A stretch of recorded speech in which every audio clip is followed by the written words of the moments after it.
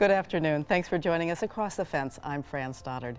The stock market offers both risk and reward. It can be volatile and even intimidating. It certainly has its ups and downs. So on this edition of Money Monday, we're going to explore the stock market and its basics, from buying and selling to diversified investments. Joining me is our guest, certified financial planner, Christine Moriarty. Christine is the president of Money Peace in Bristol. She joins us each month to address specific money-related topics. Good to see you so much, and thanks for coming back in. Delighted to be here. Okay, so the stock market. So on the most basic level, what is a stock? A stock is a business, okay? And we buy into it. Anyone who buys a stock is part owner of the business. So they have money to do what they need to do and whatever. Right, so they're owning the business and it's ownership. So you have to take the risks with it, ups and downs. And that's what people forget, that we need both when you own a business. Right. And so we'll keep going with that. So you're investing in a business. And if it does well, you get some money. And if it doesn't do so well, or it needs to reinvest. So here's the thing. Apple, people keep telling me how they invested in Apple. Right. And the stock value has gone up. Right. Then there's companies that we invest in that don't do so well. So have you ever heard of such things as Thomas Cook in the news in the past few weeks? That was frightening. So Wang suddenly. Computing. Wang gave a whole wing to Mass General Hospital because they had so much money. Right. They're out of business. And Lehman Brothers, we won't even go and there. all those banks. Well, at a certain time, not all of them, but a couple. But certain small banks, and none in Vermont, but there are small ones throughout the country that have gone out of business. So, and as recently as in the past week, we hear about Forever 21, which is something the younger people shopped at. They're in a different kind of bankruptcy. They're not out of business, but you have to reorganize to make money. So if you were a part owner in that, you're not doing as well with the stock value. Right, so you might get a little bit out, but it's probably not what you put in.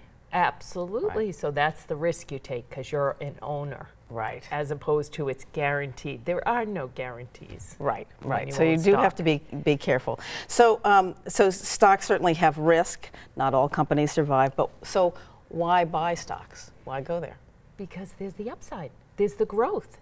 And people take the risk because they want to beat out inflation. So inflation has averaged like 3 to 4% over the past 50 years. And if you have your money in the bank, you might be getting 1 or 2%, maybe? Right, but over the long term, you get a little more, but you're just eking out something.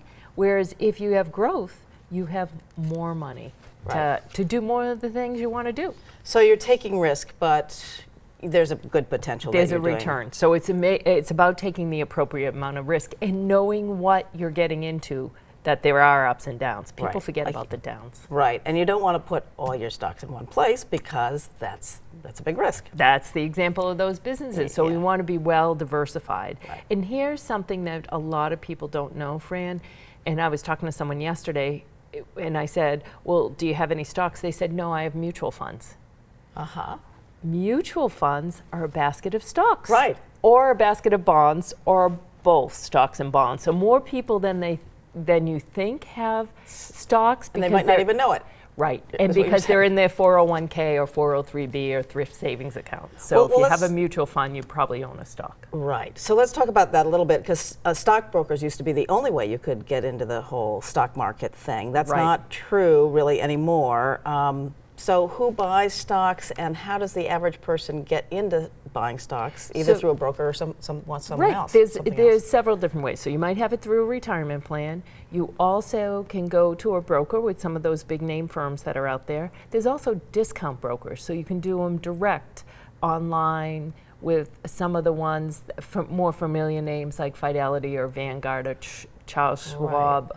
Or TD Ameritrade, they're all right here online. They'll give you a discount for doing it. Whereas if you go to a broker, a larger house that we recognize, then Morgan Stanley or some of these Merrill Lynch, those because someone's helping you individually, Yeah. there might be a larger commission on that sale. Right, but supposedly, I mean, the whole idea is they're looking out for your interests. one would That's what hope, you're paying for. and you're paying for. Great. So to you make- can go through a large institutional broker, or you can go through a discount broker. Just know what you're getting. You're getting Right. better, more specialized advice in what you're paying for. Sure. Okay. So, what about the different stock markets? We hear about this, the New York That- Stock Exchange, and then there are others. Like, Right. how does that all work? They're used as benchmarks. Everyone thinks, oh my gosh, my stock must have gone down because the S&P 500 went down. Right.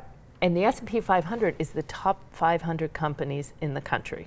They're benchmarks. Okay. So there's also the New York Stock Exchange, which gets listed in the newspaper and online, Right. NYSE. Right. That holds larger company stocks that go up and down. Then there's the NASDAQ. The Nasdaq. Yeah. And that's the one, I have to look the exact words, because that's the one we think of more for computer companies or newer companies. It's the National Association of Security Dealers Automated Quote Exchange. So how Okay. these all operate aren't as important as they have different types of stocks in there. So one might go up one day and one might stay the same. And they are just considered benchmarks to mediate, so that we can have a sense of what's going on. What's going on? Would Rather- Nasdaq be more high tech or? NASDAQ's more high tech and newer Okay. companies. So the tech companies are typically on there. There's also the American Stock Exchange, and that goes without saying, it's American companies. And beyond that, there's a whole range of international ones we hear about. There's also smaller stock exchanges. There's like 4 or 5 of them in Chicago. There's Boston Stock Exchange of just more limited companies. So that's really for financial people to kind of keep an eye on what's happening with it Chicago, because it has different kinds of stocks. Or Right, something. like it was But it's- basically a farming kind of, Oh, okay. yeah, you know, like wheat and that Right, kind of commodities. things. Commodities all along the way. So we don't need to get into the detail, but just be aware that they're benchmarks. Right. So it just gives you a sense. Oh, that's up, but that's down. So in some industries, things are shifting, but we're more or less okay. If they're Right. all going down, maybe Maybe pay not attention so to that. good. Yeah. Right. Okay. So what should we know about the stock market information that we hear or see on the news? So how do we then make judgments about what we hear? Well, we need to make judgments for our personal, looking at our own personal finances. However, when you hear it on the news, often they say, oh, the stock market slid 50 points. Right. And the 50 points is not a big deal out of 26,000. Yeah. So you want to have it in perspective. What's the percentage? So 50 points out of 500 is 10%. That's very different. So don't look at the numbers as much as the percentage. Right. Okay. Okay. But if it's slipping 400 or 500, because that's how they'll talk about it. That is Maybe exactly. check- But look at the percentage. Okay. Look at the percentage, because they're reporting the news and they want to get your attention, and that's important. But necessarily what's underlying it is what you want to know. And are you invested in that? Because it might be Right. irrelevant to you. Right. Okay. So we've talked about risk. What else do we need to know or think about? Know about the returns, okay? Over the long term, they go up and down. So if we look at the stock market history Right. and what has gone, you know, I did it by decades here up until the 90s. You can see what happened in the 30s. We all know it didn't really make money. If we, Well, that was the whole crash, right? that after, right? was, the 1929 scary. was the crash, and the 30s were really bad. That was the New Deal was needed, and people were living really poorly. But you look, every 10 years, it has a different return. Right. When someone's looking at numbers, you can pick any period and make it look how you want. Right. So I picked decades just to work with it. It's really interesting. Since that time, the stock market has gone up 6 to 7%, so in the past 20 years, say. But what you want to know is you're investing for the long term, Fran. Right. The long term is more than 10 years, because you're not only going to retire in 10 years, you want to live off some of that money for another 20, Right. 30. And for the most part, long-term really works. I mean, you know, people do get nervous, and people are talking about recession, and things have been so good for so long, it's bound to come.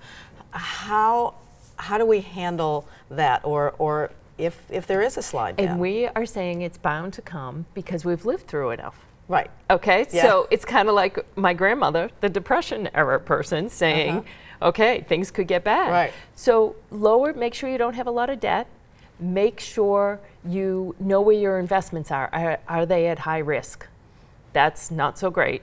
You don't want everything at high risk. Right. And Which means like a new company or a new company, something. or you have mutual funds that are 100% in stock, and that's all you have is stock. You want some bonds as well. Okay. There you go. And finally, you want to make sure that you have different sources of income, whether it is a hobby, a salary, Social Security, your investments. If you're just living off your investments, that's a little harder during a recession. Right, right. And it'll probably come back. You don't want to also panic and just pull it all out. Right, Right? that can be dangerous. So it's a balanced approach. Right. Look at what risk you're taking and what you feel comfortable with, because older people can take less risk than younger people. Right, okay. So let's just make sure that we get your website. We'll see if we have another minute afterwards. But if you have a money-related question or comment, you can pass it along to Christine. You can reach her via her website, which is moneypiece.com, or you can call her at 802-453-5913. So Christine, just in the next 15 seconds, people, you just said, before we're getting on, people get in denial about money. People get in denial about money. They think if they don't open their investment statement, they'll be fine. Or if they don't ask the questions, they'll be okay if they just. So actually sit down, open your statements, look how much money you have, look where it's invested, and look how much debt you have. Okay. And the black and white is actually calming. So you need to really pay attention. You do. It's really, I want to put it away, but you need to pay attention. Consciousness around money is one of my missions in life. Christine Moriarty, thank you so much for joining us this Take month. care. We'll see you next month. Take care, Fran, you will. And thank you for joining us across the fence. I'm Fran Stoddard.